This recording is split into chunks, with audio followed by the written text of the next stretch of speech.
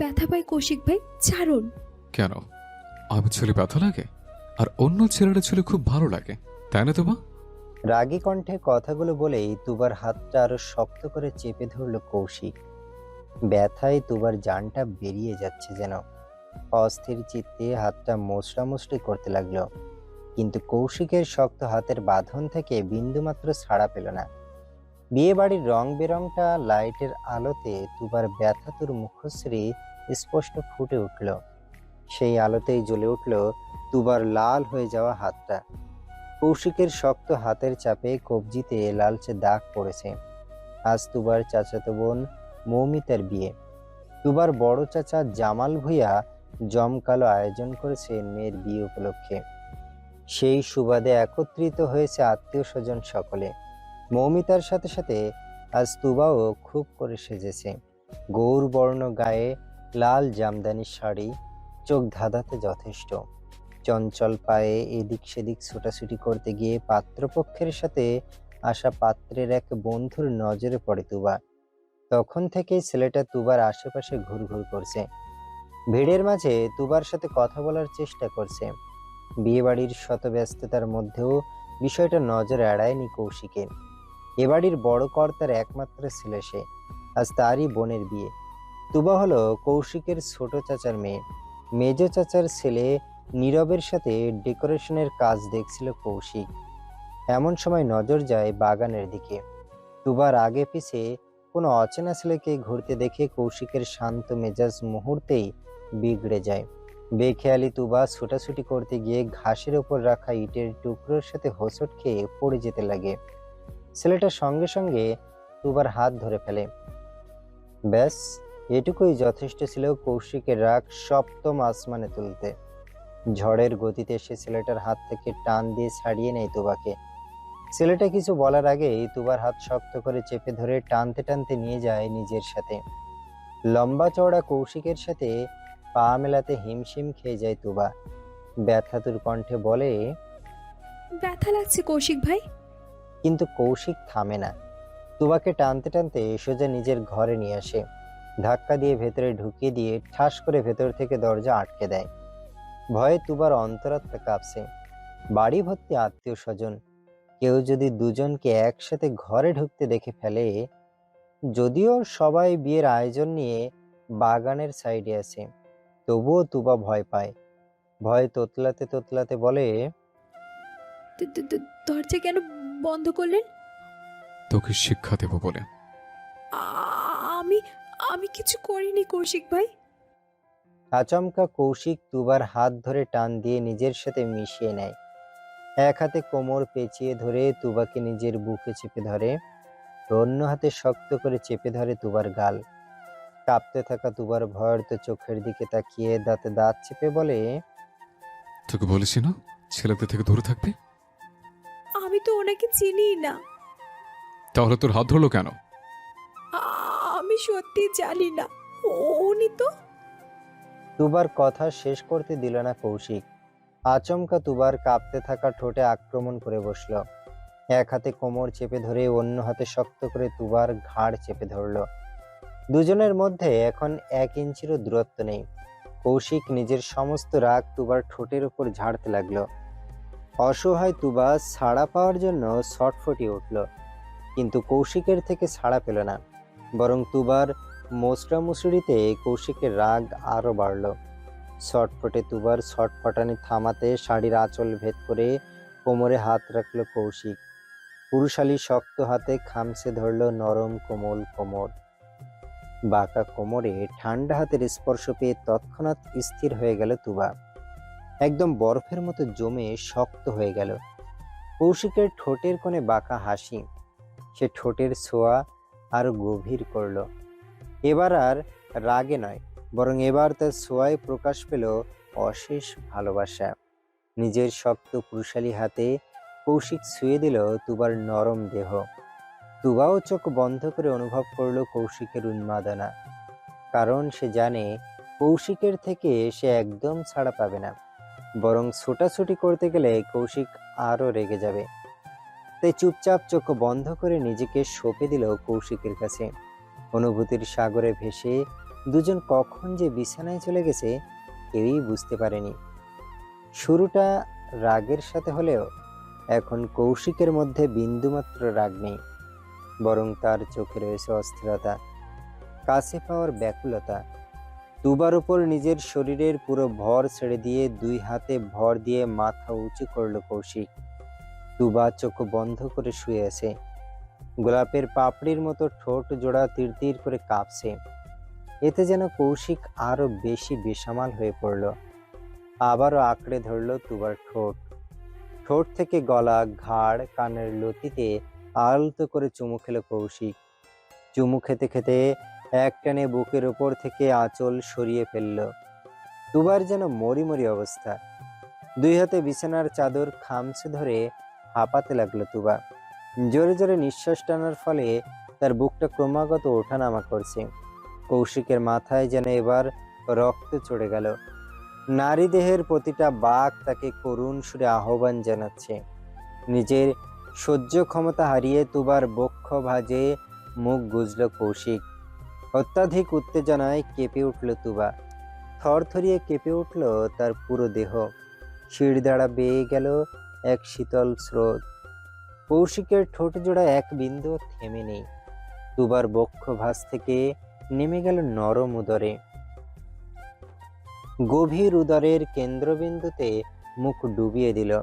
সহসা দেহ জুড়ে বিদ্যুতের ঝলকানি খেলে গেল তুবার। কোমর ঝাঁকিয়ে গুঙিয়ে উঠল, কণ্ঠস্বর অস্পষ্ট। কৌশিক ভাই প্লিজ থামুন। হুম। উদরে মুখ ডুবিয়েই জবাব দিল কৌশিক, যেন কোনো ঘোরের মধ্যে আছে সে। গাঢ় চুম্বনে ভিজিয়ে দিচ্ছে তুবার কেন্দ্রবিন্দু। প্রতিটি ছোঁয়ায় স্পষ্ট ব্যাকুলতা। তুবা নিজের সহ্য ক্ষমতা হারিয়ে ফেলল। এক হাতে খামছে ধরল কৌশিকের নরম সিল্কি চুল। অস্পষ্ট স্বরে গুঙিয়ে উঠল, প্লিজ। তুবাকে নড়াচড়া করতে দেখে দুই হাতে কোমর চেপে ধরল কৌশিক। গভীর কণ্ঠে বলল, প্লিজ জান, আরেকটু। আধার রাতের চেয়েও গভীর ছিল সেই কণ্ঠস্বর। তুবাকে বেসামাল করে দিল সেই ভারী কণ্ঠ। দেহের কাঁপুনি ধীরে ধীরে সুখের সাগরে পরিণত হলো। এক অদেখা ভয়ানক সুখ। তুবার মনে হলো সময় থমকে যাক, এই প্রহর কখনো না ফুরাক। ঠিক কতটা সময় তুবার উদরে মেতেছিল সেটা জানে না কৌশিক। সাউন্ড বক্সের আওয়াজে তার হুঁশ ফেরে। চেতনা ফেরার মতো তড়িৎ মাথা তুলে তাকায়। তুবা চোখ বন্ধ করে শুয়ে আছে। দুই চোখের কার্নিশ বেয়ে অঝরে অশ্রু ঝরছে। এই পর্যায়ে কৌশিককে ভীষণ চিন্তিত দেখালো। সে কি একটু বেশি বাড়াবাড়ি করে ফেলেছে? তড়িঘড়ি করে উঠে বসলো কৌশিক। কান্নারত তুবাকে টান দিয়ে নিজের বুকের সাথে মিশিয়ে নিল। দুই হাতের আঁচলে তুবার মুখটা ধরে বলল, কাঁদছিস কেন? আপনি খুব খারাপ। কাঁদতে কাঁদতে জবাব দিল তুবা। কৌশিকের ঠোঁটের কোণে বাঁকা হাসি দেখা গেল, কণ্ঠস্বর বরফের মতো ঠান্ডা। আমার কথা শুনলে আর খারাপ রূপ দেখাতাম না। আমি কি ইচ্ছে করে কিছু করেছি নাকি? তোর ইচ্ছাই হোক বা অনিচ্ছা, একটা ছেলে তোকে ছুঁয়েছে। এটা যেমন নিয়মের বাইরে দেবা, আমি ব্যতীত তোকে দ্বিতীয় কোনো পুরুষ ছুঁতে পারবে না। আমি সেটা মানব না। তুবা আবারও কেঁদে ফেলল। কৌশিকের ঠোঁটের হাসি আরো প্রশস্ত হলো। সে ভুরু উঁচিয়ে বলল, হ্যাঁ, এখনো কাঁদবে? কাঁদলে কিন্তু আবার ঠোঁটে কষে চুমু খাবো। তুবা এবার রেগে যায়। কৌশিকের বুকে এলোপাথাড়ি কিল ঘুষি মারতে মারতে বলে, খারাপ লোক, পচা লোক। কৌশিক তুবার হাত দুটো মুচড়ে পেছনে পেঁচিয়ে ধরে। মুখের কাছে মুখ নামিয়ে বলে, মুড বদলে গেছে, এর জন্য বেঁচে গেলি। নাহলে আজকে তোর ভার্জিনিটি হরণ করে নিজের নামের সিল মোহর বসিয়ে দিতাম। তারপর আমার জিনিসের দিকে কে চোখ তুলে থাকে সেটাও দেখে নিতাম। কথাগুলো বলেই তুবার ঠোঁটে শক্ত করে চুমু খেল কৌশিক। লজ্জায় মাথা নিচু করে ফেলল তুবা। এই লোকটার হুটহাট গভীর ছোঁয়া তুবাকে বেসামাল করে দেয়। নেহাতি গোপনে বিয়েটা করে রেখেছে, সেই অধিকার থেকে লোকটা বারবার কাছে আসে। কিন্তু তাদের বিয়ের কথা পরিবারের কাছে অজানা। কেউ যদি দুজনকে একসাথে দেখে ফেলে তাহলে নিশ্চয়ই খারাপ ভাববে। তুবা মোচড়াতে মোচড়াতে বলে, ছাড়ুন, কেউ দেখে ফেললে কি ভাববে? কি ভাববে? মানে নিশ্চয়ই খারাপ ভাববে। ভাবুক, হু কেয়ার্স, বিনা অধিকারে ছুঁই নেই। অধিকারের কথা এখনো কেউ জানে না। জানিয়ে দেব। তুবা চমকে মাথা তুলে তাকায়, চোখে মুখে তার মারাত্মক ভয়। কৌশিকের মুখ চেপে ধরে ভয়ার্ত কণ্ঠে বলে, মা আমাকে মেরেই ফেলবে। তোর মনে হয় আমি সেটা হতে দেব?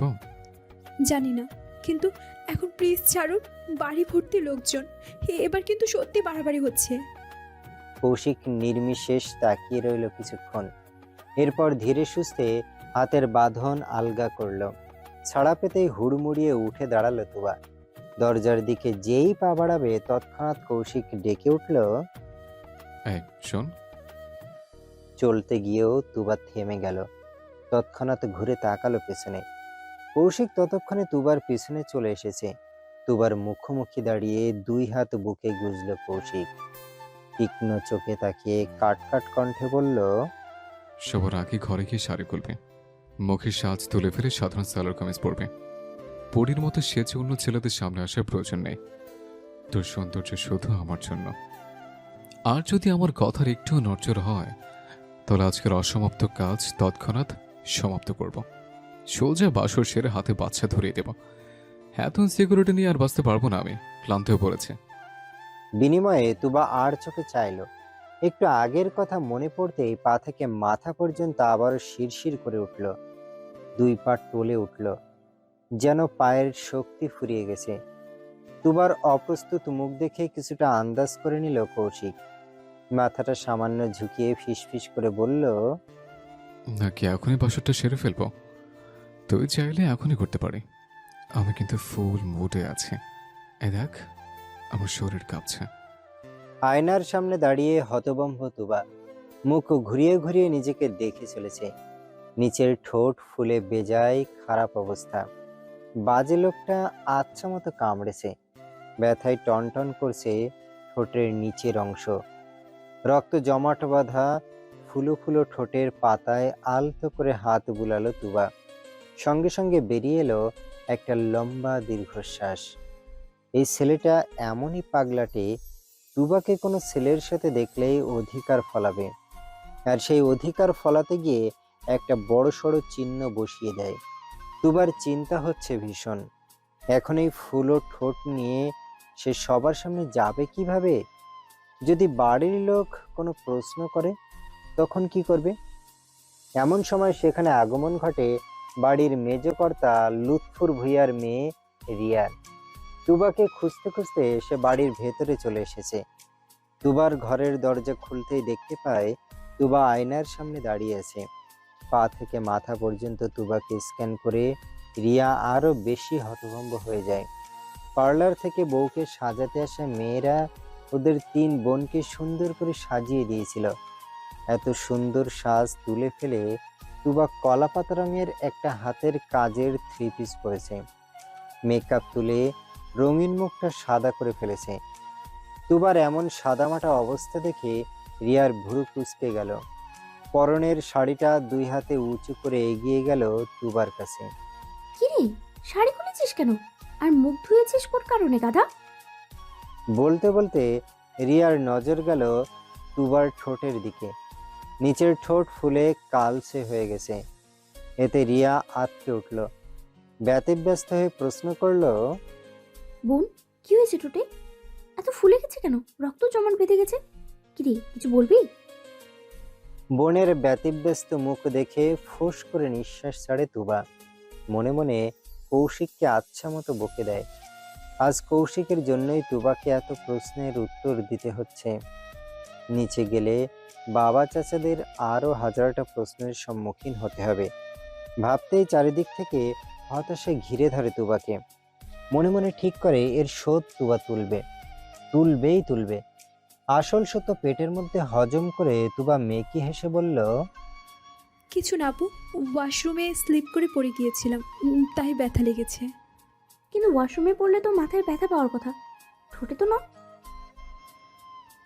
আরে সামনের দিকে পড়েছিলাম তো, ওয়াশরুমের সাথে ঠোঁটে গুতা লেগেছে। আর তাছাড়া তুমি এত জোর করছো কেন? আমি কি কোনো চোর ডাকাত নাকি? কথার প্রসঙ্গ পাল্টে তুবার নজর সরিয়ে নিল। রিয়ার সন্দেহ বাড়ল বই কমল না, কিন্তু কথা আগানোর মতো ধৈর্য তার হলো না। ভীষণ তাড়ায় আছে সে। নিজের সাথে সাথে তুবাকে তাড়া দিয়ে বলল, যাই হোক, একটু সাবধানে চলাফেরা করবি আর তাড়াতাড়ি নিচে চল, আপু তোর জন্য অপেক্ষা করছে। তুবার তৎক্ষণাৎ মনে পড়ল আজ তাদের বাড়িতে বিয়ে। সন্ধ্যা পেরিয়ে রাতও হয়ে গেছে। এখন তো বরযাত্রী নতুন বউ নিয়ে চলে যাবে। ইস, কৌশিক ভাইয়ের জন্য বিয়ের বড় একটা অংশ মিস করলো তুবা। ভাবতে ভাবতে রিয়াকে রেখেই দৌড় লাগালো। রাতের অন্ধকার তলিয়ে গেছে রং বেরঙের লাইটের আলোতে। এখন রাত 8টা বাজে, অথচ চারিদিকে শত শত লাইটের কারণে পুরো বাগান দিনের মতো আলোকিত। মৌমিতার শ্বশুরবাড়ি এখান থেকে সামান্য দূরে, বড়জোর 1 ঘন্টার রাস্তা। এজন্য তারা ফিরে যাওয়ার জন্য খুব বেশি তাড়াহুড়ো করেনি। তবে এখন তারা বিদায়ের প্রস্তুতি নিচ্ছে। বিদায় লগ্নে পরিবারের সবার সাথে কুশল বিনিময় করলেও বাড়ির ছোট রাজকন্যা মিসিং। সেই থেকে তুবাকে দেখার জন্য ছটফট করছে মৌমিতা। ভাই বোনগুলো সবাই সে নিজের হাতে মানুষ করেছে। কাজিন মহলের সবার বড় হওয়ায় তার দায়িত্ব ছিল বেশি। তবে ভাই বোন সবার মধ্যে তুবা ছিল মৌমিতার সবচেয়ে আদরের। আপন ভাই কৌশিকের থেকেও বেশি আদর দিয়ে বড় করেছে তুবাকে। আজ বিদায় লগ্নে সেই আদরের বোন না থাকলে হয়? মৌমিতাকে ছটফট করছে দেখে রিয়া নিজেই গেছে তুবাকে ডাকতে, কিন্তু সেও লাপাত্তা। এর মিনিট খানেকের মাথায় তুবাকে আসতে দেখা গেল। বোকা মেয়েটা দিক বেদিক ভুলে দৌড়ে আসছে স্টেজের দিকে। এক ছুটে স্টেজে উঠেই ঝাঁপিয়ে পড়ল মৌমিতার বুকে। মৌমিতা পরম আদরে আগলে নিল তুবাকে। ইতিমধ্যে তুবা কেঁদে কেটে চোখ মুখ ফুলিয়ে ফেলেছে। চিরকালের জন্য শ্বশুরবাড়ি চলে যাবে মৌমিতা। হিসাব অনুযায়ী তার কাদার কথা, কিন্তু মৌমিতাকে সুযোগ না দিয়ে তুবা নিজেই মরার কান্না জুড়ে দিয়েছে। তুবাকে কাঁদতে দেখে বাড়ির রমণীরা আঁচলে মুখ চেপে কেঁদে ফেলল। তুবার যেন দিন দুনিয়ার বোধ হারিয়ে গেছে। মৌমিতাকে শক্ত করে জড়িয়ে ধরে আহাজারি করে ওঠে, মৌ আপু, হো আপু, তুমি প্লিজ যেও না। তুমি চলে গেলে আমি যে একা হয়ে যাব। তুমি তো আমার একমাত্র বেস্ট ফ্রেন্ড বলো। বলতে বলতে তুবা শব্দ করে কেঁদে ফেলল। এতক্ষণে মৌমিতার চোখের কোণেও অশ্রুকণা ভিড় জমালো। কাছাকাছি শ্বশুর বাড়ি, এই বাক্য মনে মনে আওড়ে নিজেকে সান্ত্বনা দিচ্ছিল মৌমিতা। কিন্তু তুবার কান্না দেখে নিজের সব বুঝ হারিয়ে গেল। তুবাকে জড়িয়ে ধরে হাউমাউ করে কেঁদে উঠল। বোনের পাশে দাঁড়িয়ে অতিষ্ঠ ভঙ্গিতে মাথা নাড়ল কৌশিক। কথায় কথায় নারী জাতির ফ্যাস ফ্যাস করে কান্না তার একদম পছন্দ নয়। দেশের বাইরে তো আর যাচ্ছে না, নিজের এলাকাতেই আছে। দিনে চাইলে 10 বার যাওয়া আসা করতে পারবে, তাহলে এই মরার কান্না জুড়ে দেওয়ার কারণ কি? কৌশিক অতিষ্ঠ কণ্ঠে বলল, আল্লাহর ওয়াস্তে চুপ হয়ে যায় সবাই। বউ লন্ডনে যাচ্ছে না, বাংলাদেশে আছে। কিন্তু কৌশিকের কথা কেউ পাত্তা দিল না। মৌমিতা এবং তুবা এখনো একইভাবে কেঁদে চলেছে। তুবার কান্না দেখে কৌশিকের বুকটা ভারী হয়ে উঠল। সহ্য করতে না পেরে পেছন ফিরে বলল, মা, চাচি, তোমরা ওকে সামলাও। কৌশিকের কথা শেষ করতেই রমণীগণ এবার শব্দ করে কেঁদে উঠলেন। অর্থাৎ দুঃখের সাগরে ডুবে তারা আরো আগে থেকেই মরছে। কৌশিক এবার অসহায় বোধ করল। সারা দিন আনন্দ উচ্ছ্বাসে পরিপূর্ণ বাড়িটা মুহূর্তেই মরা বাড়িতে পরিণত হলো যেন। চারিদিকে কান্নার রোল পড়ে গেল। অসহায় কৌশিককে সাহায্য করতে এগিয়ে এলো রাতুল। নিজের সদ্য বিবাহিতা বউকে আগলানোর দায়িত্ব নিজে নিল। তুবাকে টেনে মৌমিতার থেকে ছাড়ালো কৌশিক। বিচ্ছুটা আঠার মতো লেগেছে বোনের সাথে, টেনেও দূরে সরানো যাচ্ছে না। এক প্রকার টেনে হিঁচড়েই বিচ্ছিন্ন করতে হলো দুজনকে। মৌমিতাকে নিয়ে তৎক্ষণাৎ গাড়ির দিকে রওনা হলো রাতুল। এখানে যতক্ষণ থাকবে ততক্ষণ কান্নাকাটি চলবে। এদিকে মৌমিতাকে চলে যেতে দেখে বাড়ির রমণীদের কান্নার জোর বাড়ল। মৌমিতার মা কনক চাপা বেগম ঢলে পড়লেন স্বামীর বুকে। দুই চাচিরও একই অবস্থা। বাড়ির কর্তারা যার যার স্ত্রীকে সামলাচ্ছেন। মৌমিতাকে নিয়ে যেতে দেখে সকলেই পিছু ছুটল তাদের। মুহূর্তের ব্যবধানে জায়গাটা ফাঁকা হয়ে গেল। ছটফটে তুবার হাতের কবজি ধরে দাঁড়িয়ে আছে কৌশিক। দুরন্ত মেয়েটা হাত ছাড়িয়ে ছুটে যেতে চাইছে যেন, কিন্তু কৌশিকের শক্ত হাতের বাঁধনে আটকা পড়ায় যেতে পারছে না। তুবাকে শান্ত করতে কৌশিক ভারী কণ্ঠে আদেশ করলো, তুবা থাম। আমাকে যেতে দিন কৌশিক ভাই, আপু চলে যাচ্ছে। যাচ্ছে তো যাক, তাতে তুই এমন করছিস কেন? আমার খুব কষ্ট হচ্ছে, আপুকে ছাড়া আমি একা হয়ে যাব। কথাগুলো বলেই আবারও ছাড়া পাওয়ার জন্য ছটফট করতে থাকে তুবা। আচমকা কৌশিক তুবার চিকন কোমর এক হাতে জড়িয়ে ধরে, একটানে বাড়ির পিছন দিকের দেয়ালে পিঠ ঠেকিয়ে ধরে। সেকেন্ডের ব্যবধানে আঁকড়ে ধরে তুবার দুই ঠোঁট। হঠাৎ আক্রমণে হকচকিয়ে যায় তুবা। মুহূর্তে স্থির হয়ে আসে পুরো শরীর, শান্ত হয় মস্তিষ্ক। দুরন্ত মেয়েটার ছটফটানি থেমে যায় মুহূর্তেই। কৌশিক পরম আদরে আঁকড়ে ধরে তুবার ওষ্ঠপুট। অত্যন্ত মায়া এবং আবেগ দিয়ে পুরো দেহে ছড়িয়ে দেয় ভালোবাসা। তুবা শান্ত হয়ে যায়, ভুলেই বসে মৌমিতার কথা। এক দারুণ উন্মাদনায় মেতে ওঠে দুজনে। এক পর্যায়ে তুবার শ্বাস আটকে আসে। লোকটা এতটাই জোরে চেপে ধরেছে যে তুবা নিঃশ্বাস নিতে পারছে না। এবার যেন বাঁচার তাগিদে ছটফটিয়ে ওঠে। রোমাঞ্চের মধ্যে বাধা পড়ায় বেশ বিরক্ত হয় কৌশিক। এক গাঢ় চুম্বন শেষে কৌশিক মাথা তুলে তাকায়। ছাড়া পেয়ে তুবা জোরে জোরে নিঃশ্বাস নিতে থাকে। এই লোকটা একদিন ওর প্রাণ নিয়েই ছাড়বে। তুবাকে হাঁপাতে দেখে বাঁকা হাসে কৌশিক। তুবার কানের কাছে মুখ এনে ফিসফিস করে বলে, আরও কাঁদবি? কাঁদ। যতবার কাঁদবি ঠিক ততবার এই থেরাপির প্রয়োগ করব। কাঁদলে কোষের চুমো দেব, আমিও দেখি তোর কান্না কতক্ষণ স্থায়ী হয়। তুবা রেগে যায়। হঠাৎ করে প্রতিশোধের নেশা মাথায় চেপে বসে। ওর ঠোঁট ফুলিয়ে দেওয়ার প্রতিশোধ এবার তুবা নেবে। সতর্ক চোখে সে একবার আশেপাশে তাকায়। সবাই মৌমিতাকে বিদায় দিতে বাড়ির গেটে চলে গেছে। বাড়ির পেছন দিকটা পুরোপুরি ফাঁকা। সুযোগ বুঝে এবার তুবা কৌশিকের উপর আক্রমণ করে বসে। আচমকা কৌশিকের ঘাড়ে এক হাত রেখে টেনে কিছুটা ঝুঁকিয়ে আনে। এরপর হুট করেই কৌশিকের ঠোঁট আঁকড়ে ধরে তুবা। হঠাৎ আক্রমণে কিছুটা অপ্রস্তুত হয়ে যায় কৌশিক, কিন্তু পরপরই তার ঠোঁটের কোণে হাসি ফুটে ওঠে। মুহূর্তেই কৌশিক নিজের ঠোঁটে সূক্ষ্ম ব্যথা অনুভব করে। বিচ্ছুটার ঠোঁট কামড়ে ধরেছে। নিচের ঠোঁটটা ব্যথায় চিনচিন করে ওঠে, তবে তার চেহারায় বিন্দুমাত্র ব্যথার আভাস পাওয়া যায় না। বরং তুবার বাচ্চামো দেখে কৌশিকের হাসি প্রসন্ন হয়। ইচ্ছা মতো কামড়ে কৌশিকের ঠোঁটের একাংশ কেটে ফেলে তুবা। রক্তের নোনতা স্বাদ জিহ্বায় পৌঁছাতেই টনক নড়ে উঠল। সঙ্গে সঙ্গে ঠোঁটটা ছেড়ে দিল তুবা। কৌশিকের ঠোঁটের কোণে তখনও হাসি। তুবাকে সরে যেতে দেখে কৌশিক ফিসফিস করে বলল, তাতে এত জোর? রাক্ষসের মতো খেয়ে ফেলতে চেয়েছিস?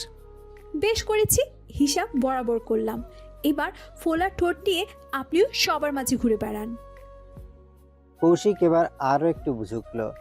তুবা ভয়ে একটু পিছিয়ে গেল, দেয়ালের সাথে মিশে দাঁড়িয়ে রইল। কৌশিক মাথা ঝুঁকিয়ে তুবার খুব কাছাকাছি চলে আসলো। নাকে নাক ছুঁই ছুঁই। তার কণ্ঠস্বর এবার আরো বেশি ঠান্ডা শোনালো। একবার সুযোগ পাই তোর সব কৃতকর্মের ফল এক এক করে ভোগ করাবো। ছটফটানি কমিয়ে ছাড়বো। বাসর ব্যবস্থা করি আগে। স্বপ্ন দেখেছেন? স্বপ্নকে বাস্তবে রূপ দেব খুব তাড়াতাড়ি। যখন তোর গভীর আমার বিচরণ চলবে তখন দেখব তুই কোথায় পালাস। আজ যে ঠোঁট তুই কামড়ে রক্তাক্ত করলে, একদিন এই ঠোঁটই তোর পুরো দেশ জুড়ে বিচরণ করবে। তৈরি থাকিস জান। কথাগুলো বলেই ঝুঁকিয়ে রাখা মাথা সোজা করলো কৌশিক। ডান হাতের বৃদ্ধাঙ্গুল দিয়ে ঠোঁটের কোণে রক্ত মুছে নিল। চলে যেতে গিয়েও আবারও ঘুরে দাঁড়ালো। মুহূর্তে তুবার ঠোঁটে শক্ত করে চুমু খেয়ে বাড়ির দিকে পা বাড়ালো। সেকেন্ডের ব্যবধানে কি হয়ে গেল বুঝতে কিছুটা সময় লেগে গেল তুবার।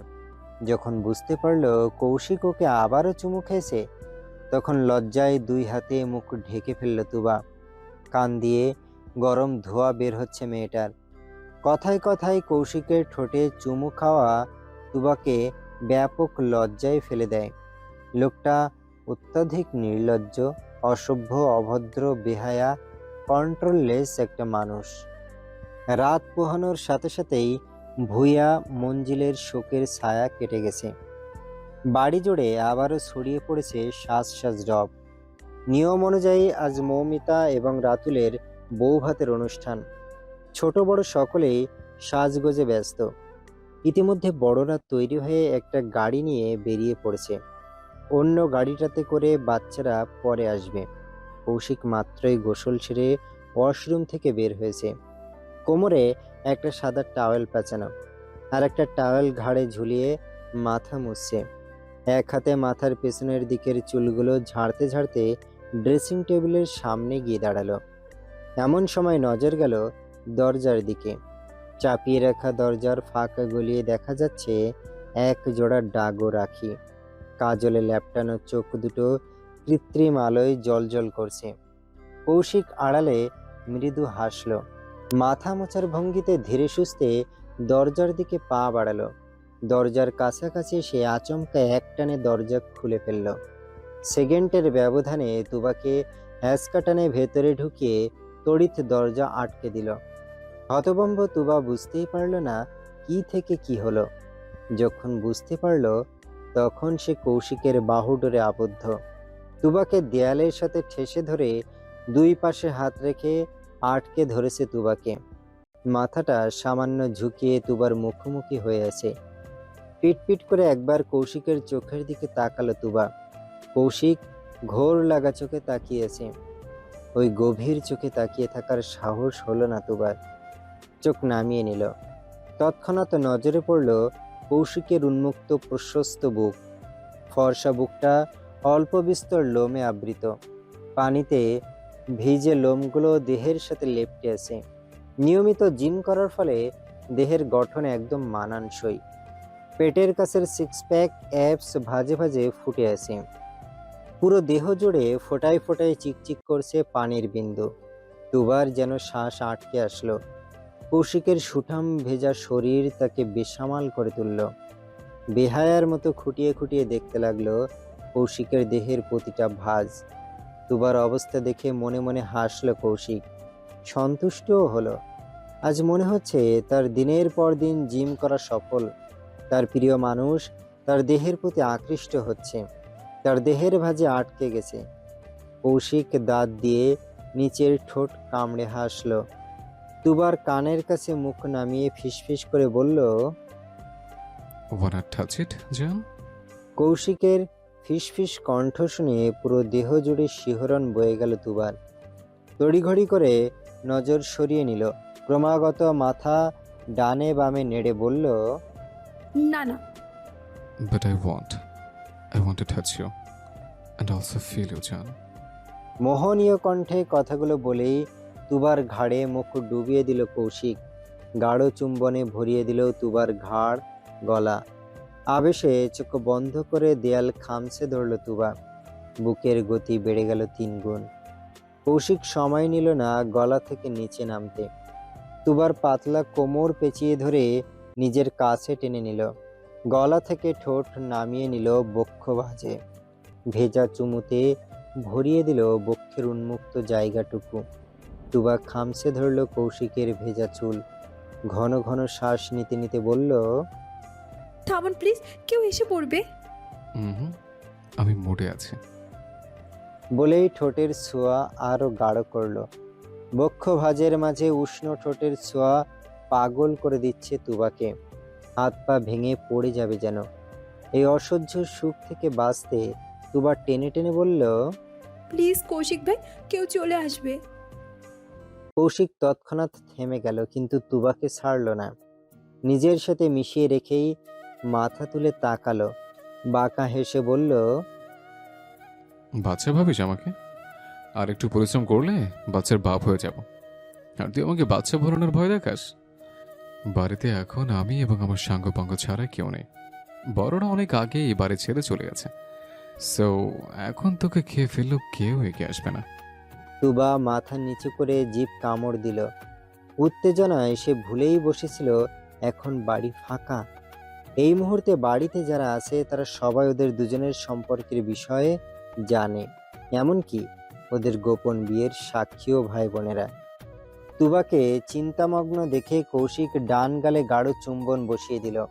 কানের কাছে মুখ নিয়ে ফিসফিস করে বলল, বাড়ি ফাঁকা পেয়ে ওকে চোখে কেন মারছিস জান? কাছে পেতে মন চাইছে?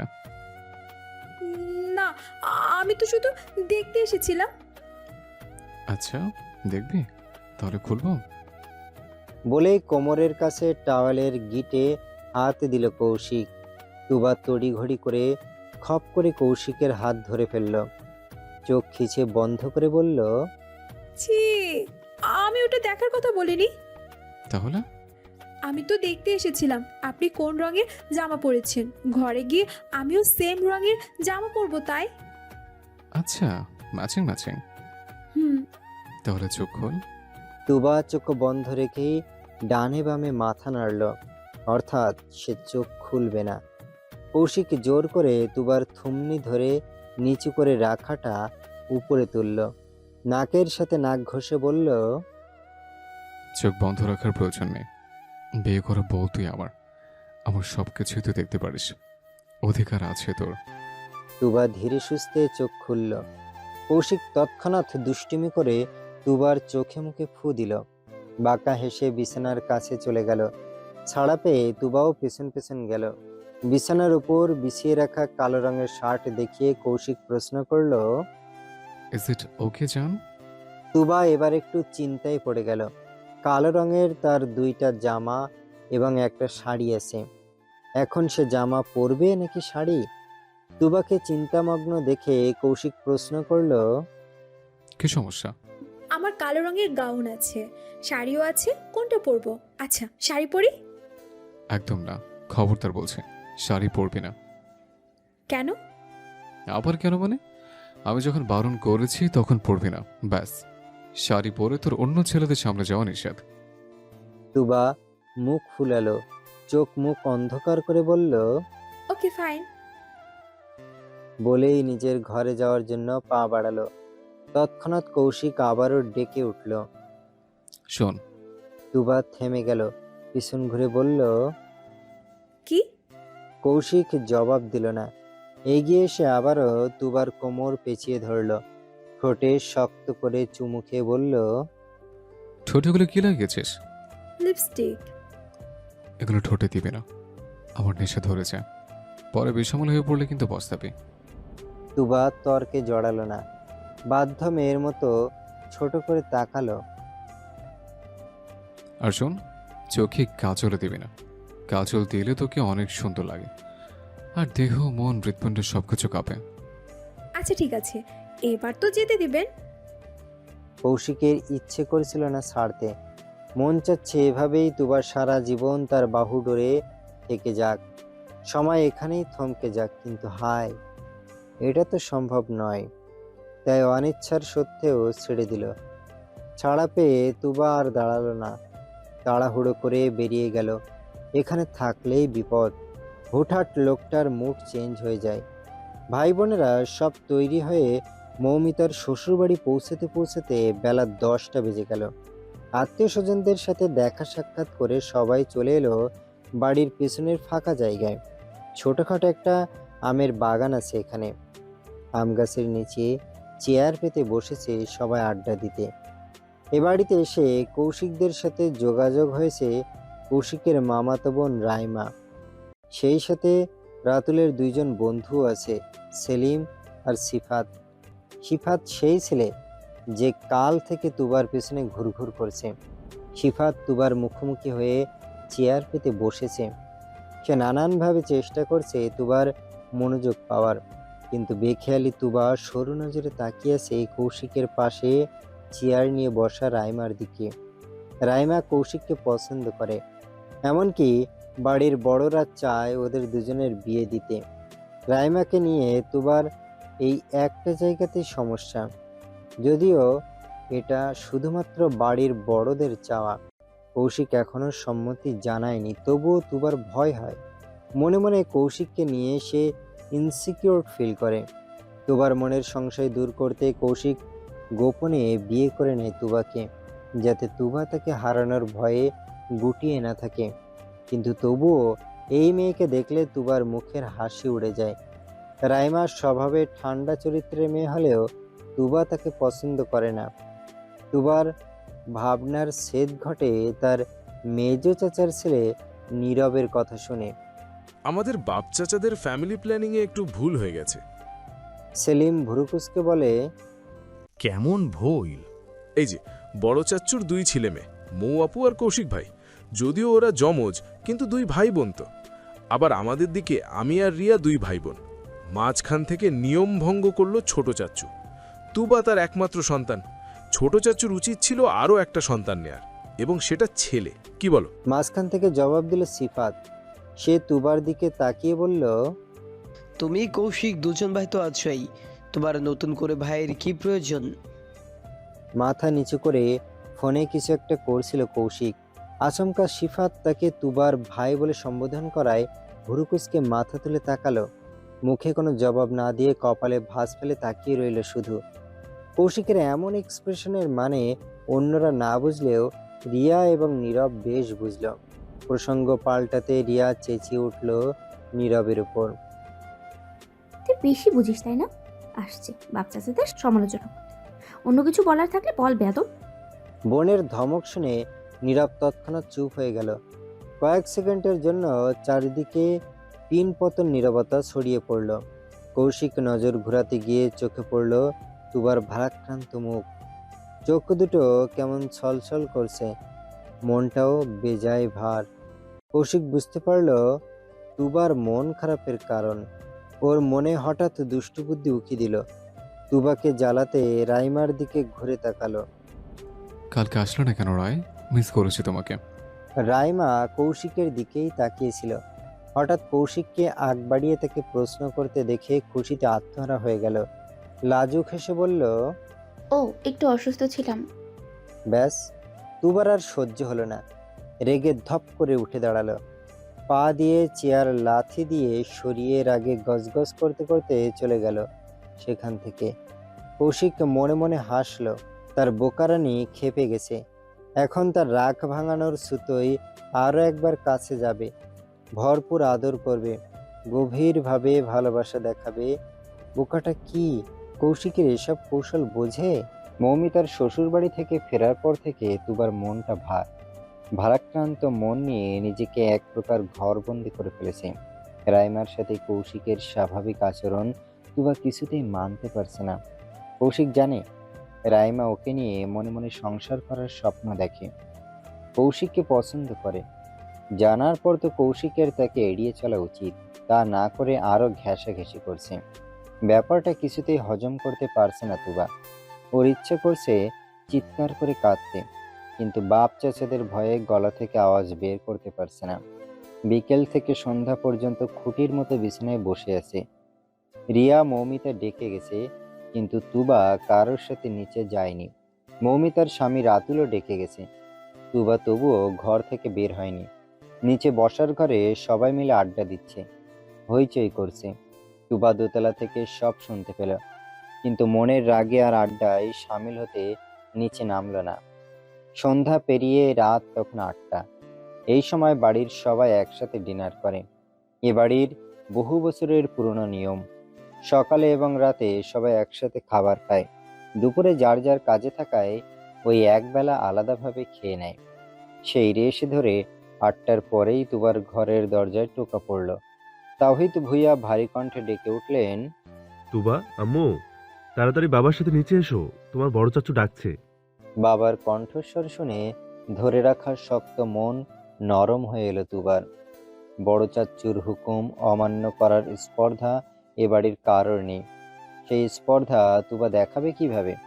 তাই অগত্যায় তাকে নিচে নামতে হলো। বাবার সাথে গুটি গুটি পায়ে নিচে আসার পর দেখা গেল ড্রয়িং রুমে পায়চারি করতে থাকা বিচলিত কৌশিককে। কোনো কারণে ছটফট করছে ছেলেটা।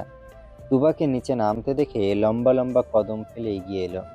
তুবা চেয়ার টেনে বসতেই ঠিক পাশের চেয়ারটা টান দিয়ে বসে পড়ল কৌশিক, যেন এতক্ষণ ধরে তুবার জন্য অপেক্ষা করছিল।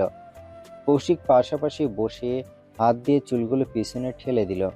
এরপর ঘাড় ঘুরিয়ে পূর্ণ দৃষ্টিতে তাকালো তুবার দিকে। মেয়েটা 1 সেকেন্ডের জন্য তাকাচ্ছে না। বড় কঠিন শাস্তি দিচ্ছে কৌশিককে। সে কি একটু বেশিই বাড়াবাড়ি করে ফেলেছে? কৌশিকের ভাবনার ছেদ ঘটল তুবার মা ময়না বেগমের ডাকে। তিনি আদুরে সুরে প্রশ্ন করলেন, রুটি দেবো নাকি পরোটা আব্বু? কৌশিকের ধ্যান ভাঙল। নড়ে চড়ে বসে বলল, পরোটা দাও চাচি। ময়না বেগম 3টে ঘিয়ে ভাজা পরোটা কৌশিকের প্লেটে তুলে দিলেন। পাশ থেকে তুবা বলে উঠল, আমাকে রুটি দিও তো আম্মু, আমি পরোটা খাবো না। মেয়ের কথা শুনে ভুরু কুঁচকালেন ময়না বেগম।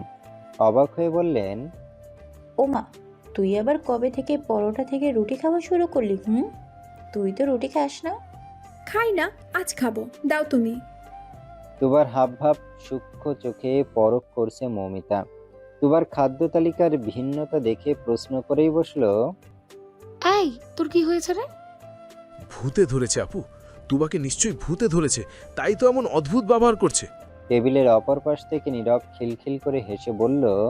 নীরবের মা নাইমা বেগম ছেলের পিঠে থাপ্পড় দিয়ে চুপ করতে বললেন। জামাল সাহেব ভারী কণ্ঠে ধমকে উঠলেন, ওহ, থামবে তোমরা? আমার বাড়িতে খাবারের অভাব পড়েছে নাকি যে অপশন দিচ্ছ? বাচ্চারা যা খেতে চাইবে তাই দিবে, না থাকলে রান্না করে এনে দিবে। ছোট বউ, তোবা যা চাইছে দাও, আর খাওয়ার সময় কথা কম বলবে সবাই। জামাল সাহেবের গম্ভীর কণ্ঠ শুনে চুপ হয়ে গেল সবাই।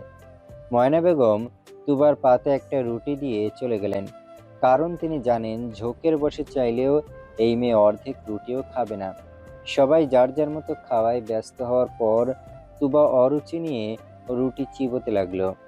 বিষয়টা কেউ খেয়াল না করলেও কৌশিকের নজরে ঠিক পড়েছে, এবং কৌশিক খুব ভালো করেই জানে তুবা ওর উপর জেদ করেই রুটি নিয়ে বসেছে। মেয়েটার খাওয়া নিয়ে ছেলে মানুষে একদম পছন্দ হলো না কৌশিকের। সে নিজেও আর ঠিক মতো খেতে পারল না। রাত তখন 2টা ছুঁই ছুঁই। ভূয়া মঞ্জিলের সকল সদস্য ঘুমে বিভোর। প্রতি রাতের এই সময়টাই হলো কৌশিকের একান্ত প্রহর। নিঃশব্দে দরজা খুলে বাইরে বের হলো কৌশিক। দোতলা থেকে উকি দিয়ে একবার নিচে দেখে নিল। সবগুলো ঘর অন্ধকার, অর্থাৎ সবাই পুরোপুরি ঘুমে। দোতলা বাড়িটাতে বড়রা সবাই নিচে থাকে, আর বাচ্চারা 4 জন থাকে দোতলায়। এতে অবশ্য কৌশিকের একটু সুবিধাই হয়েছে, হুট করে বড়দের চলে আসার ভয় নেই। কৌশিকের পাশের ঘরটা তুবার। কৌশিক নিচে একবার নজর বুলিয়ে সোজা চলে গেল তুবার ঘরের দরজার সামনে। 2 আঙুলে দরজায় টোকা দিয়ে দাঁড়িয়ে রইল। তুবা তখন জেগেই ছিল। পেটে ক্ষুধা নিয়ে সে আবার ঘুমোতে পারে না। তখন একটা রুটির 4 ভাগের 1 ভাগ খেয়ে ঘরে চলে এসেছে। এখন ক্ষুধায় পেট চেপে ধরে বসে আছে। এমন সময় দরজায় টোকা পড়ায় নড়ে চড়ে বসলো তুবা। সে খুব ভালো করেই জানে এই মুহূর্তে তার ঘরে কে আসতে পারে, তাই জেদ ধরে আর দরজা খুলল না, সেভাবেই বসে রইল। খানিক পর কৌশিকের গম্ভীর আওয়াজ এলো, তুবা, দরজা খোল। খুলবো না, আপনি জানতো। তৎক্ষণাৎ রেগে জবাব দিল তুবা। কৌশিক মাথা দুলিয়ে হাসল। দ্বিতীয়বার আর ডাকলো না, উল্টো ঘুরে গটগট পায়ে দরজার সামনে থেকে চলে গেল। মিনিটের মধ্যে কোনো আওয়াজ না শোনায় কান পেতে দিল তুবা। না, দরজা থেকে কোনো শব্দ আসছে না। আচমকা কিছু একটা মনে পড়ার ভঙ্গিতে তড়িঘড়ি করে বিছানা থেকে উঠে দাঁড়ালো। তাড়াহুড়ো করে ছুটল ব্যালকনির দিকে। পাশাপাশি ঘর হওয়ায় তুবা এবং কৌশিকের ঘরের ব্যালকনি কাছেই। তুবা যখন ব্যালকনিতে পৌঁছেছে ততক্ষণে কৌশিক নিজের ব্যালকনি থেকে তুবার ঘরের ব্যালকনিতে লাফ দিয়েছে। কৌশিককে লাফ দিতে দেখে আঁতকে উঠল তুবা। 2টা ব্যালকনির মাঝে প্রায় 2-3 হাত দূরত্ব। লাফ দিতে গিয়ে কৌশিক যদি পড়ে যায়। তুবার ভয়কে সত্যি করে কৌশিকের পায়ে পড়ল ব্যালকনির একদম কোনায়। ভয়ে দিক বিদিক শূন্য হয়ে দৌড়ে কাছে এলো তুবা। কৌশিকের হাতটা ধরে টান দিয়ে নিজের দিকে নিয়ে গেল। পড়তে পড়তে বেঁচে গেল কৌশিক। কৌশিকের নিরাপত্তা নিশ্চিত হতেই তুবা বুকে হাত রেখে হাঁপালো। প্রচন্ড ভয় পেয়ে গেছে মেয়েটা। তুবা কেমন হাঁপাতে দেখে ওর কাছে এগিয়ে এলো কৌশিক। পিঠে হাত বুলিয়ে দিয়ে বলল, রিল্যাক্স জন, শান্ত হ, আমি ঠিক আছে। এই পর্যায়ে তুবা তেতে উঠল। ঘুরেই কৌশিকের বুকে এলো পাথাড়ি কিল ঘুষি মারতে লাগলো। ওর নরম হাতের কিল ঘুষিতে কৌশিকের থোড়াই ব্যথা লাগছে, বরং বুকে সুরসুরি লাগছে। কৌশিক হেসে তুবার 2 হাত ধরে পিছন দিকে মুড়িয়ে ফেলল। তুবার বুক ঠেকলো কৌশিকের প্রশস্ত বুকে।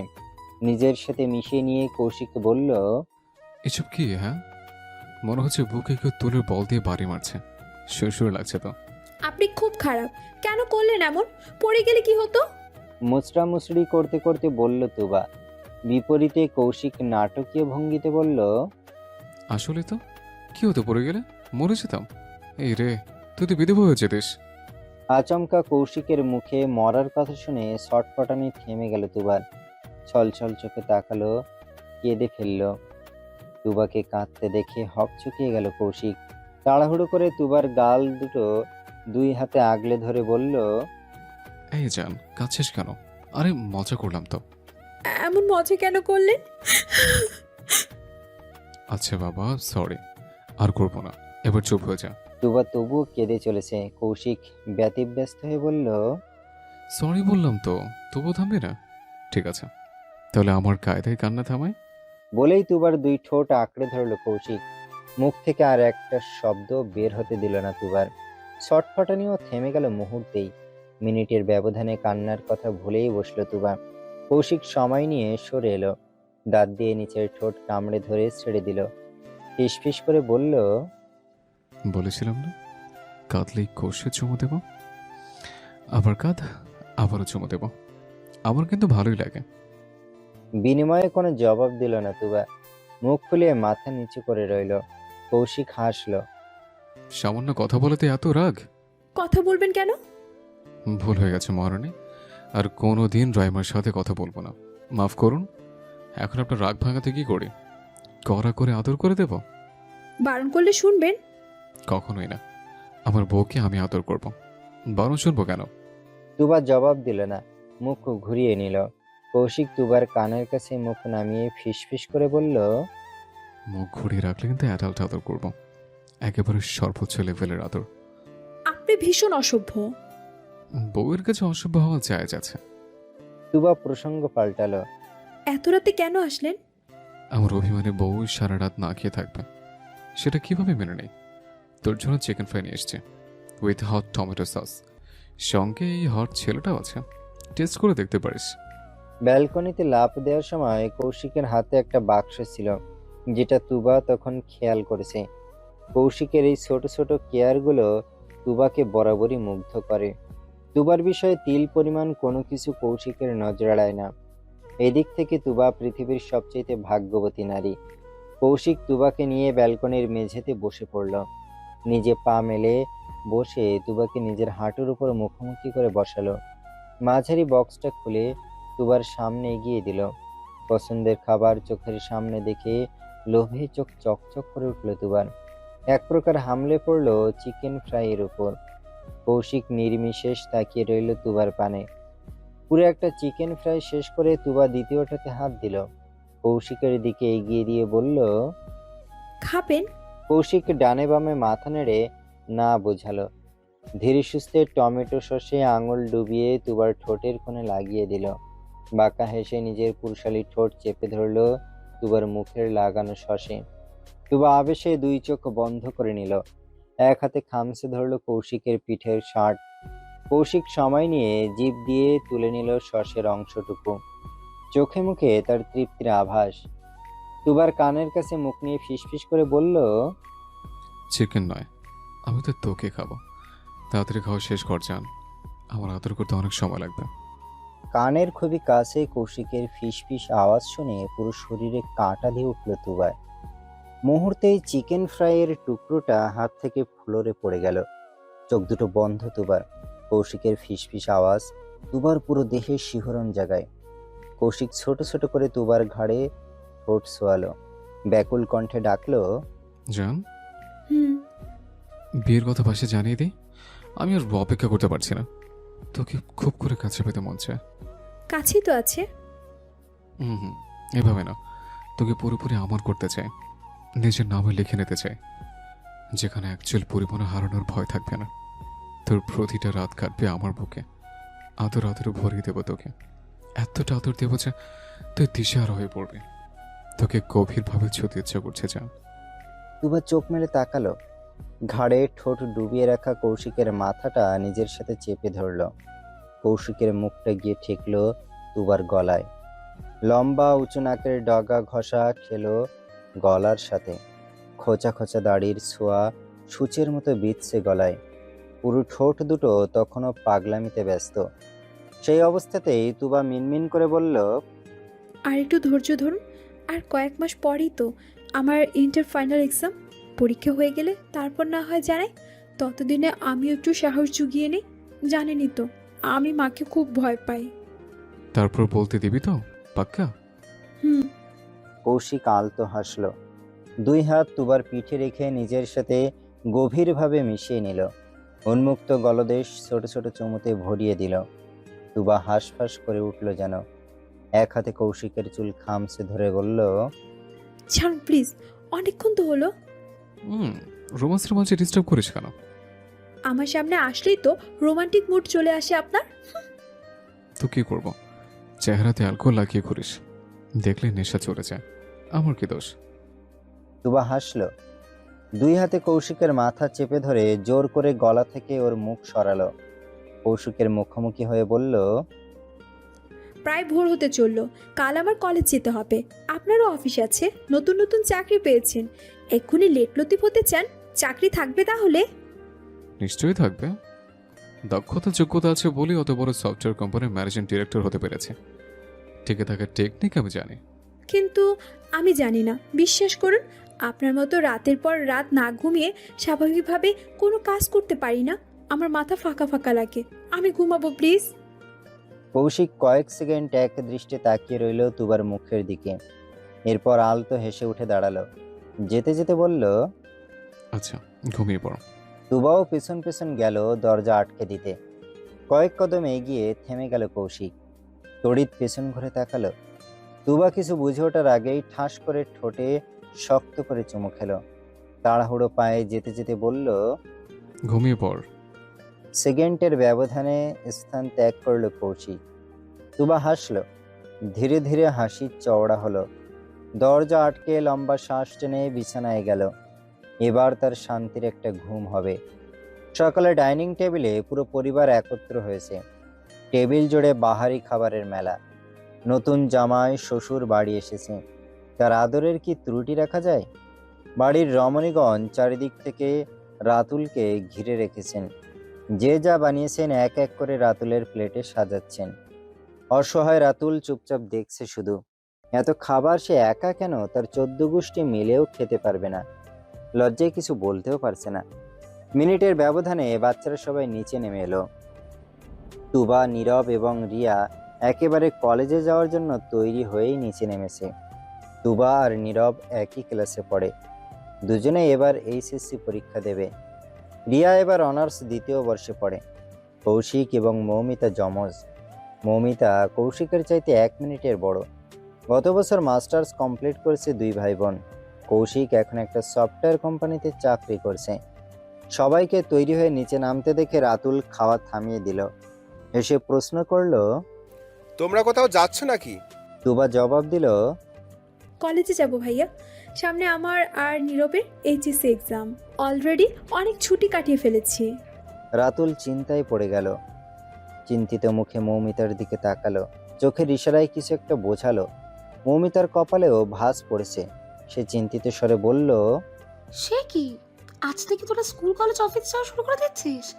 আমি যে তোদের জন্য সারপ্রাইজ প্ল্যান করে রেখেছি, তোর সব ভেস্তে গেল। সারপ্রাইজের নাম শুনে তুবা, রিয়া, নীরব আগ্রহী চোখে তাকালো। তুবার আগ্রহ যেন 2 গুণ বেশি, ছটফট করে বলল, কি সারপ্রাইজ মৌ আপু? তোর দুলা ভাই আর আমি তোদের নিয়ে কক্সবাজার ঘুরতে যাওয়ার প্ল্যান করেছি। ভেবেছিলাম সারপ্রাইজ দেবো তোদের, কিন্তু সারপ্রাইজ দিতে গিয়ে আমি নিজেই শকড হয়ে গেলাম। কৌশিক কাঁটা চামচ দিয়ে সালাদ তুলে মুখে দিতে দিতে বলল, কবে যেতে চাইছিস? আজকেই রওনা দেবো ইয়ার, সন্ধ্যায় বের হওয়ার প্ল্যান ছিল। তো দুলাভাই তো হোটেলও বুক করে ফেলেছে। আজকে? ভুরুকুসকে প্রশ্ন করলো কৌশিক। মৌমিতা গদগদ হয়ে জবাব দিল, তুই অন্তত না করিস না ভাই, বাবাকে আমি রাজি করিয়ে ফেলেছি, এখন তুই হ্যাঁ বললেই হবে। কৌশিক সরাসরি তাকালো নিজের বাবার দিকে। জামাল সাহেব খাওয়ার ফাঁকে ফাঁকে ছেলে মেয়েদের কথা শুনছিলেন। কৌশিক তাকাতেই তিনি খেতে খেতে জবাব দেন, জামাই আবদার করছে তোমাদের নিয়ে ঘুরতে যাওয়ার। ছুটি ম্যানেজ করতে পারলে সবাই ঘুরে আসো। তোবা আর নীরবের পরীক্ষার এখনো অনেক দেরি আছে। এখন তোমরাই ভালো মন্দ ভেবে সিদ্ধান্ত নাও। এরই মধ্যে তার খাওয়া শেষ হয়ে গেছে। তিনি রাতুলের থেকে বিদায় নিয়ে চলে গেলেন। একে একে লুৎফার সাহেব এবং তাওহিদ সাহেবও চলে গেলেন। তুবা আগ্রহী চোখে তাকিয়ে আছে কৌশিকের দিকে। মনে মনে দোয়া করছে কৌশিক যেন রাজি হয়ে যায়। অনেকদিন পর সবাই মিলে ঘুরতে যাওয়ার সুযোগ হয়েছে। সমুদ্রের তীরে কৌশিকের হাতে হাত রেখে হাঁটবে তুবা। সূর্যোদয় সূর্যাস্ত দেখবে। প্রিয় মানুষের সাথে প্রকৃতির অপার সৌন্দর্য উপভোগ করার সুযোগ বারবার আসবে নাকি? তুবার ছটফটে মুখের দিকে শান্ত চোখে তাকিয়ে রইল কৌশিক। ওর মুখটা দেখে বেশ বুঝতে পারছে তুবা ঠিক কি চায়। তবে সে চিন্তায় আছে ছুটি ম্যানেজ হবে কিনা। তুবার আগ্রহ ভরা মুখের দিকে তাকিয়ে 7-5 মাথা থেকে ঝেড়ে ফেলল কৌশিক। মাথা নেড়ে বলল, ঠিক আছে, দেখছি ছুটি ম্যানেজ করতে পারি কিনা। দেখি আবার কি ম্যানেজ করতে হবে শালাবাবু। হাসি মুখে কথাটা বলল রাতুল। কৌশিক সম্মতি জানালো। ব্যস্ত হাতে ফোন বের করে কারোর নাম্বারে ডায়াল করতে করতে চলে গেল। কৌশিক চলে যেতেই সবাই হই হুল্লোড় করতে করতে যার যার ঘরে গেল ব্যাগ গোছাতে। সন্ধ্যা হতেই সবাই যার যার ব্যাগপত্র নিয়ে হাজির। এক এক করে লাগেজগুলো গাড়ির পেছনে রাখলো কৌশিক। ওকে সাহায্য করছে নীরব আর রাতুল। নিজেদের গাড়ি নিয়েই কক্সবাজার যাবে ওরা। গাড়িটা ড্রাইভ করবে কৌশিক। ব্যাগপত্র গাড়িতে সাজাতে সাজাতে তুবা আর রিয়া চলে এলো। এরপর এক এক করে সবাই নিজেদের জায়গায় বসতে লাগলো। কৌশিক গিয়ে ড্রাইভিং সিটে বসলো। যাওয়ার সময় তুবাকে ইশারায় বলে গেল সামনে গিয়ে বসতে। তুবা গাড়ির দিকে পা বাড়াবে, ঠিক সেই মুহূর্তে সেখানে আগমন ঘটলো আরও একজন অনাকাঙ্ক্ষিত অতিথির। বিন বুলায়ে মেহমানের মতো নিজের বড়সড় ব্যাগ নিয়ে দৌড়ে আসছে রাইমা। এই ভর সন্ধ্যায় ইয়া বড় ব্যাগ সমেত রাইমাকে দেখে তুবার টান টান ভ্রুদয় কুঁচকে গেল। অবাক হয়ে মুখ ফসকে বলে ফেলল, আপনি কেন এসেছেন আপু? রাইমা ততক্ষণে গাড়ির কাছাকাছি চলে এসেছে। কনক চাপা বেগম গাড়িতে বাচ্চাদের জন্য খাবারের ব্যাগ রাখতে রাখতে বললেন, ওহো, আমি তো তোদের জানাতেই ভুলে গেছি, রাইমাও তোদের সাথে যাবে। তোরা সবাই মিলে আনন্দ করবি। মেয়েটা কাছাকাছি আছে যখন ঘুরে আসুক, ওরও মন ভালো হবে, তাই ওকে ডেকে নিয়েছি। ভালো করেছি না? কথাগুলো বলেই একগাল হাসলেন তিনি। তুবার হাসি খুশি মুখটা মুহূর্তেই চুপসে গেল। ঘুরতে যাওয়ার সকল উত্তেজনা আগ্রহ নিমিষেই উবে গেল। সেকেন্ডের ব্যবধানে রাইমা হুট করে সামনের সিটে কৌশিকের পাশে গিয়ে বসল। এতে যেন তুবার মাথায় আকাশ ভেঙে পড়ল। বিকট আওয়াজে বজ্রপাত হতে লাগলো মনের ভেতর। মনটা ভেঙে চুরমার হয়ে গেল। ছলছল চোখে তাকলো ড্রাইভিং সিটে বসা কৌশিকের দিকে। চোখের কোণে পানি টলমল করছে, পলক পড়লেই তা গড়িয়ে পড়বে। তুবার ছলছল চোখের দিকে তাকিয়ে বুকের ভেতর মুচড়ে উঠল কৌশিকের। সেই সাথে রাইমাকে পাশে বসতে দেখে বিরক্তও হলো খুব। সেই বিরক্তিতে আগুন লাগলো তুবার। চোখ থেকে পানি গড়িয়ে পড়তে দেখে রাগে পুরো শরীর থরথর করে কাঁপছে কৌশিকের। কপালের শিরাও ফুলে উঠেছে। এই অনাকাঙ্ক্ষিত অতিথির আগমন তার কখনোই কাম্য ছিল না।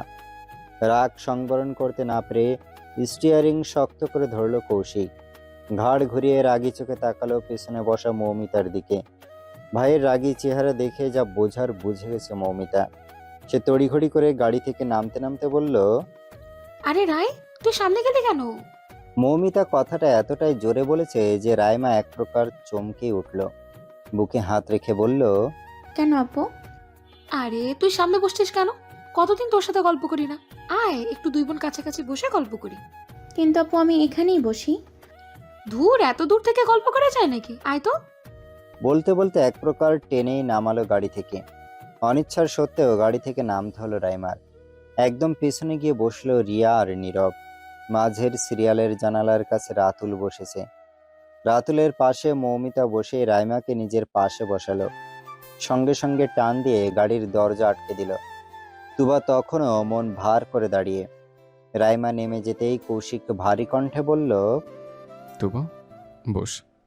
কণ্ঠটা এতটাই শক্ত ছিল যে তুবা আর টু শব্দ করার সাহস পেল না।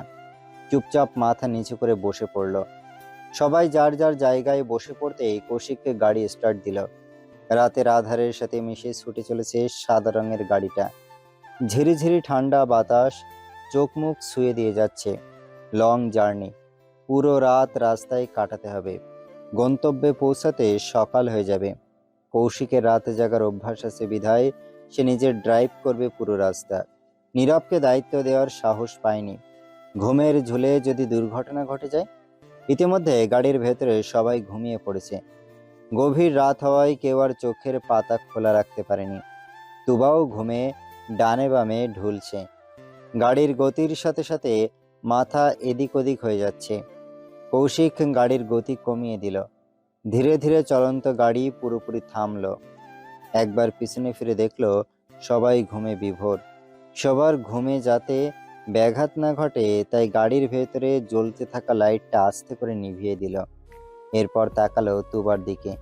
ঘুমে ঢুলতে থাকা তুবার মাথাটা অতি সন্তর্পণে নিজের কাঁধে রাখলো।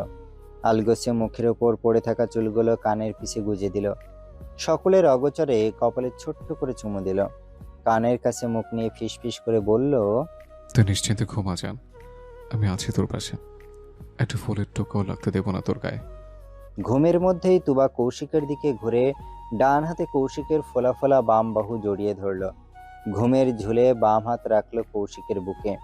এখন তুবা যদি জেগে থাকতো তাহলে বুঝতে পারতো কৌশিকের হৃৎপিণ্ডের বেগতিক ধুকপুকানি। কৌশিক নজর সরিয়ে নিল। ডান হাতে মাথার চুলগুলো পেছনে ঠেলে দিল। সম্পূর্ণ মনোযোগ রাস্তায় নিয়ে গেল। এখন তুবার দিকে মনোযোগ দিয়ে কন্ট্রোল হারালে চলবে না। গন্তব্যে পৌঁছতে রাস্তা এখনো অনেক বাকি। কৌশিক লম্বা শ্বাস টেনে গাড়ি স্টার্ট দিল। মেঘে আচ্ছন্ন ভোরের আকাশ, গগন জুড়ে রাশি রাশি মেঘপুঞ্জ দল বেঁধে ভেসে বেড়াচ্ছে। মেঘের বুক চিরে সূর্যের খণ্ডাংশ অল্প অল্প উঁকি দিচ্ছে। সময় এখন ভোর 5টা। সারা রাত আবহাওয়া স্বাভাবিক থাকলেও আচমকা ভোরের দিকে চারিদিক থেকে মেঘ ঘনিয়ে এসেছে। কৌশিক গাড়ি চালাতে চালাতেই একবার আকাশে নজর বুলালো। হোটেলে পৌঁছাতে আর সর্বোচ্চ মিনিট 5 সময় লাগবে, কিন্তু আকাশের অবস্থা দেখে মনে হচ্ছে যে কোনো সময় ঢাকঢোল পিটিয়ে বৃষ্টি শুরু হয়ে যাবে। চিন্তায় কৌশিকের কপালে 3-4টে ভাঁজ পড়ল। 7-5 না ভেবে গাড়ির গতি বাড়ালো। যত তাড়াতাড়ি সম্ভব গন্তব্যে পৌঁছানো প্রয়োজন।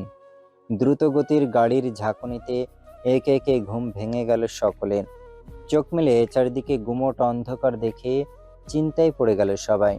চিন্তিত রাইমা কৌশিকের দিকে তাকাতেই দেখতে পেল তুবা কৌশিকের কাঁধে মাথা রেখে ঘুমিয়ে আছে। গাড়িতে উপস্থিত সকলে জেগে উঠলেও তুবা এখনো ঘুমে, যেন নরম বিছানার আরামদায়ক বালিশে ঘুমাচ্ছে। তুবার মাথা কৌশিকের কাঁধে দেখে মনে মনে হিংসা হলো রাইমার, কিন্তু ভদ্রতার খাতিরে কিছু বলতে পারল না। চিকন মেয়েলি কণ্ঠে বলল, আর কতক্ষণ লাগবে কৌশিক ভাই? এসে পড়েছে। বলতে বলতে গাড়ি ব্রেক কষল কৌশিক। গাড়িটা থেমেছে বিশাল বড় আলিশান হোটেলের সামনে। এই পর্যায়ে তুবার ঘুমও ভেঙে গেল। গাড়ি থামতেই সবাই যার যার মতো তাড়াহুড়ো করে বেরিয়ে পড়ল।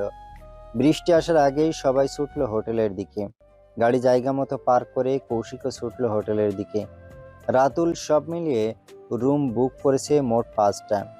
4টে রুম পর্যায়ক্রমে কৌশিক, নীরব, তুবা আর রিয়ার জন্য, অন্যটা তার নিজের আর মৌমিতার জন্য। মাঝখান থেকে ঝামেলা হয়ে গেল রাইমাকে নিয়ে। রাইমার আসার কথা আগে থেকে জানা ছিল না, এজন্য বাড়তি রুম বুক করা হয়নি। এখানে এসেও আর কোনো রুম ম্যানেজ করা যায়নি।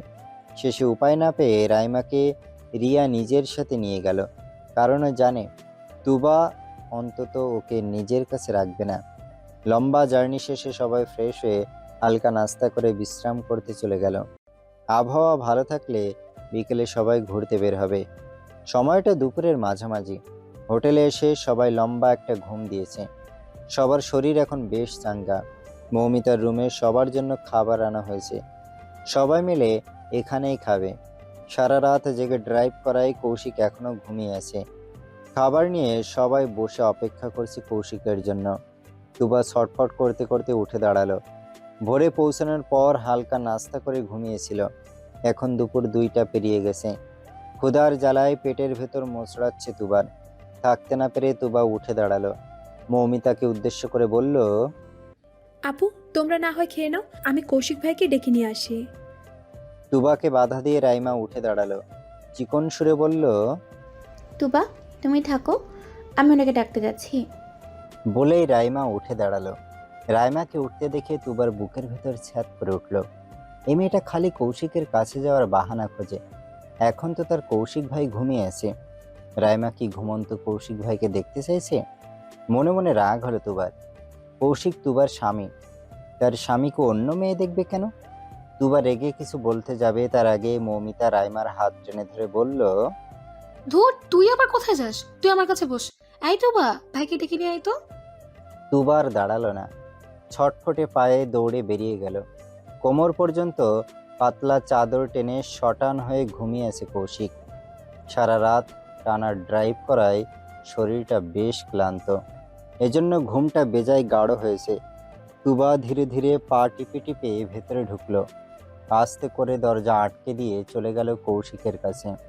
বিছানার কাছাকাছি গিয়ে মনোযোগ দিয়ে দেখলো কৌশিককে। লম্বা সিল্কি চুলগুলো পুরো কপাল জুড়ে ছড়িয়ে আছে। বাতাসের দাপটে কপাল জুড়ে উড়াউড়ি করছে। কৌশিকের চুলগুলো তুবার ভীষণ পছন্দের, তুলার মতো নরম আর সিল্কের মতো মসৃণ। তুবার সুযোগ পেলেই কৌশিকের চুলে হাত চালিয়ে দেয়। দেখতে দেখতে তুবার নজর স্থির করলো কৌশিকের ঘুমন্ত মুখে। তীরের মতো লম্বা নাকটা শ্বাস প্রশ্বাসে ব্যস্ত। নিঃশ্বাসের দাপটে প্রশস্ত বুক ক্রমাগত ওঠানামা করছে। তুবা ফ্লোরের ওপর হাঁটু মুড়ে বসল। এক হাতের ওপর শরীরের ভর রেখে সামান্য ঝুঁকে গেল কৌশিকের দিকে। ডান হাতের তর্জনী আঙুল দিয়ে আলতো করে শুয়ে দিল কৌশিকের উঁচু নাম। আঙুল ঘোরাতে ঘোরাতে নিয়ে গেল পুরো ঠোঁটে। খুবই সাবধানে শুয়ে দিল ঠোঁটের নিচের অংশ। শুয়ে দিয়ে নিজেই কেঁপে উঠল তুবা। তড়িঘড়ি করে সরতে লাগলো। আচমকা কৌশিক 2 হাতে তুবাকে পেঁচিয়ে ধরে এক উল্টনে নিচে ফেলে দিল। তুবার উপর ঝুঁকে গিয়ে ঘুম ঘুম চোখে চাইল। মুখটা সামান্য নামিয়ে ফিসফিস করে বলল, কি ঘুমের ফায়দা উঠাতে এসেছিস? যা। তুবা থতমত খেয়ে গেল। চোখ পাকিয়ে বলল, তার মানে আপনি ঘুমিয়েছিলেন না, ঘুমের নাটক করছিলেন? তুই দরজা খুলতেই তোর আগমনের আভাস পেয়ে গেছিলাম। তোর গায়ের মিষ্টি গন্ধটা আমার বড্ড পরিচিত। তোকে অনুভব করতে আমার জ্ঞান থাকার প্রয়োজন নেই। সজ্ঞানে অজ্ঞানে দুইভাবেই তোকে অনুভব করতে পারি। তুবা নজর লুকাতে মরিয়া হয়ে উঠল। এলোমেলো ভাবে এদিক সেদিক তাকালো। কৌশিক ফের প্রশ্ন করলো, আদর পেতে ইচ্ছে করছে? যা, আমাকে আর ভার্জিন থাকতে দিবি না? তুবা ডানে বামে মাথা নেড়ে না বুঝালো। কৌশিক ভুরুকুচকে প্রশ্ন করলো, তাহলে ঘুমের মাঝে জায়গা ছিল অজায়গা ছুঁয়ে দিচ্ছিলে কেন? দূর, ডাকতে এসেছিলাম আপনাকে, দুপুর পেরিয়ে গেছে, খাবেন না? আমার সবচেয়ে প্রিয় খাবার তো তুই, তোকে খাই। এটাতে পেট ভরবে না। হুম, ভরবে। পেট মন সবই ভরবে। বাজে বকা বন্ধ করুন তো, খাবেন চলুন। কৌশিক জবাব দিল না। ঠোঁট কামড়ে তাকিয়ে রইল তুবার দিকে। চোখে মুখে দুষ্টুমির আভাস। মুহূর্তেই তুবার গলায় মুখ ডুবিয়ে দিল। বিছানার চাদর খামছে ধরে হাঁসফাঁস করে উঠল তুবা। আচমকা তুবার পেটের ভেতর বিকট শব্দে গড়গড় আওয়াজ করে উঠল। এই আওয়াজের একটাই মানে, তুবার অনেক বেশি ক্ষুধা লেগেছে। গড়গড়ে আওয়াজটা কানে পৌঁছাতেই কৌশিক হেসে ফেলল। গলা থেকে মুখ উঠিয়ে বলল, আচ্ছা বেশ, খাবি চল। ঘণ্টাখানেক সময় পর মৌমিতার ঘরে হাজির হলো তুবা আর কৌশিক। ওদের আসতে দেরি দেখে সবাই নিজেদের মতো খেয়ে নিয়েছে। খাওয়ার সময় তুবা আরেক বায়না ধরে বসলো। সে এখনই সমুদ্র পাড়ে হাঁটতে যাবে, কারোর বারণ শুনবে না। যদিও ভোরের দিকে আকাশে প্রচণ্ড মেঘ ছিল, কিন্তু বৃষ্টি এখনো আসেনি। তবে মেঘ কিছুটা কেটে গেলেও পুরোপুরি নয়। বৃষ্টি মাথায় নিয়ে বাইরে যাওয়ার পক্ষে কৌশিক ছিল না। রাতুলও দ্বিমত করছিল। পেশায় একজন ডক্টর হওয়ায় সে স্বাস্থ্যের বিষয়ে বেশ সচেতন। সে বেশ কয়েকবার বারণ করলো আজ বাইরে যেতে। বৃষ্টি চলে আসলে সবার জ্বর ঠান্ডা বাঁধবে। কিন্তু তুবার জেদের কাছে শেষমেশ কৌশিককে হার মানতে হলো।